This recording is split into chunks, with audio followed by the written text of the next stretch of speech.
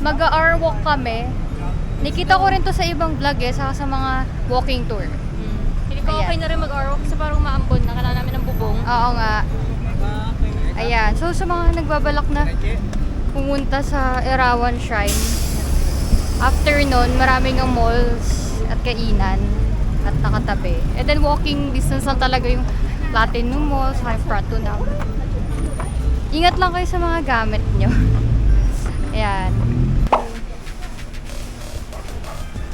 Cafe Amazon. Dahil sobrang uhaw na ako. Ang init kasi doon kanina sa shrine, pero kaya naman. Kaso yun, nauhaw na ako, di ko na kaya. Sabi ko kala ate, bili muna kami dito. So, nandito na yung aming Cafe Amazon.